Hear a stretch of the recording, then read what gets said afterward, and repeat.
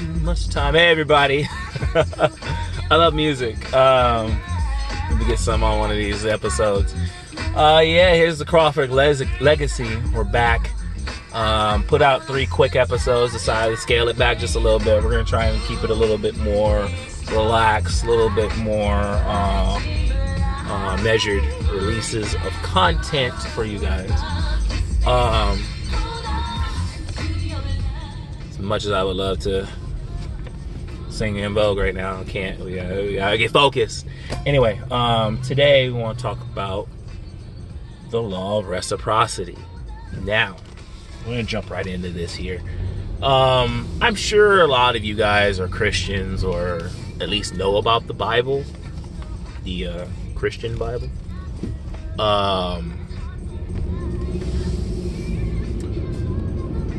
In the Bible, there is a consistent law. It's called the law of reciprocity. And it literally says, whatever you sow, so shall you reap. Literally, what you give is what you'll get back. This law exists, guess what? In nature. Now, no, this is not me trying to make some sort of correlation to prove to you that Christianity is real. There are plenty of people you can go on YouTube right now instead of me, and who know more than me, and you can decide if that's what you want to believe. This is not about Christianity in terms of me trying to convert anybody. Am I a Christian? Yes. Do I want people to be saved? Yes. But I want people to be saved when they feel comfortable. So please don't be like, no, Christianity, I'm an atheist. It's not about that. I'm just showing you precedent, right? You gotta believe in that. Anywho, exists in the Bible. Great example of the law of reciprocity is the woman during the famine, the cruse of oil and a small bit of meal or flour or whatever it was. She said, let me bake my son a cake first and then we shall die, because that was the last of her food. And then the prophet Elijah said, bake me a cake first and so shall you be fed, or whatever it was. I suck at the actual word for word quotes. I just know the story. And so she said, oh well, she could have. This is the cool thing about this. Again, I know it's the Bible. Oh, I'm an atheist. You don't have to believe in God to hear a story. You can choose not to believe the story, because I'm proving a point here. She could have not made Elijah a cake. She could not. She could have just been like, nah, bruh. This is my kid. This is my kid comes first. She could have did that. But would she have still had the endless flour and oil? Nah, probably not. But it was a point that if you're willing to give, you open the door to receive back, because you'll get what you put out there, you'll get it back. So she made Elijah the cake, and guess what? She had endless flour and oil that lasted her through the rest of the famine. That is probably the most prominent example in the Bible, one of the most prominent examples in the Bible of giving, ye shall receive. It works in nature too, guys. It started with the Bible because it's a lot of people know the Bible, but it exists in nature. Very simple. Guess what happens when you put a avocado seed in the ground? You get an avocado tree. You water it, take care of it, you get an avocado tree, right? Guess what happens when you put out a thing of grain in the ground? Guess what? You get wheat. See how that works? That's the law of reciprocity. So it exists in nature. It exists in the Bible. It exists in nature. But guess what, guys? It exists in our relationships too. And this is what a lot of people don't realize, is that what you give in a relationship, you tend to get a return, but it doesn't work quite the exact science. So it's not, I'm dark skinned with this glare. This clearly is not a good combination, being chocolate and driving into the sun. But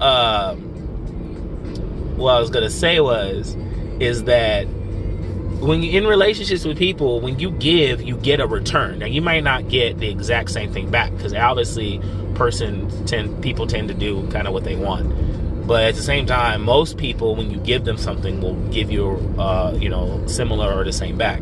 But the point of it is not to get back the same.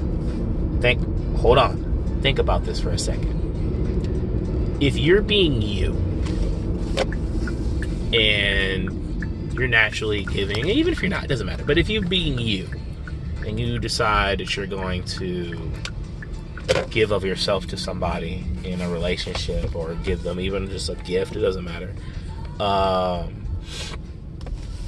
me chill over here real quick. I'm even out there. Let's say you decide to do this, right? You give of yourself to another person. Well, guess what? You're going to get something from that person. Now, you may not get what you want, but you're going to get something. Why? Because you put a seed in the ground. So if you're kind-hearted and you're sensitive, you're affectionate, you're all these things, you give that to somebody, guess what? They have to respond. That's the point, right? You need to know what you're going to get from that person. So when maybe you can't give everything, you'll know, a little bit better what to expect, right? That's kind of how the law of reciprocity works in relationships. If you give the things that are in you naturally, the other person has to respond with something. Now, they may not respond the way you like them to, but that is part of the point. Don't get hung up on, the girl, I made him a cake the other day. I surprised him, made him his favorite cake, and he said, yeah, he's not going to eat it. So now you know that he doesn't appreciate your thoughtfulness. See how that works?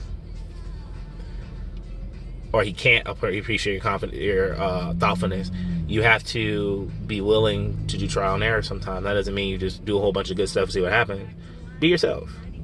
But know that the more you put out there, the return, you're going to get a return. And the return may or may not be what you want. If it is, fantastic. If it's not, then you should know then how to react and move on or scale back the giving or whatever. There are people in my life now that I love dearly, but they suck at communication. They suck at consistency.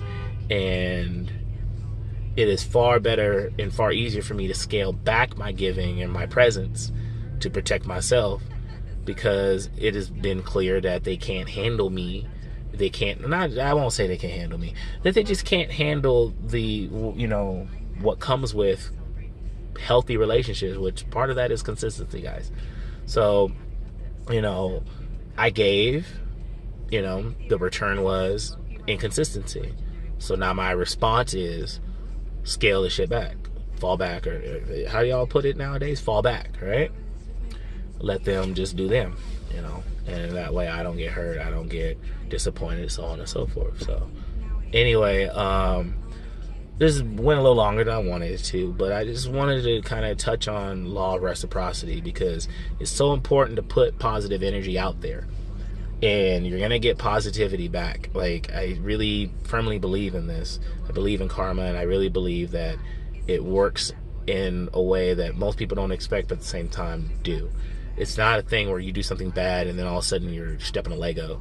If you do something bad, then you're just going to be met with misfortune or, misfortune at some point. And that's okay. We all do stuff that's bad, but we all also try to do stuff that's good. At least I like to think so.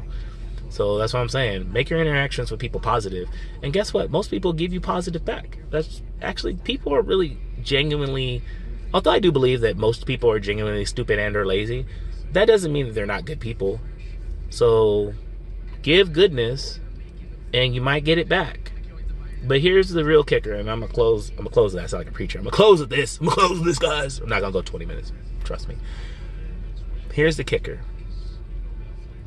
Give the things that you need.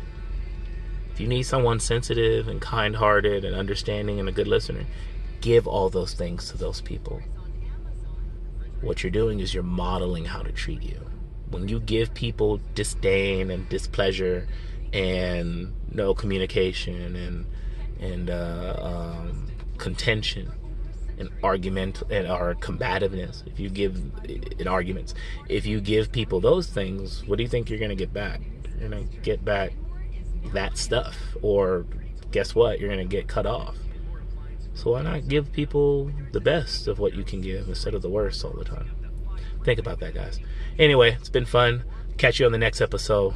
10 minutes. Catch you guys next time. Peace. Be a better you.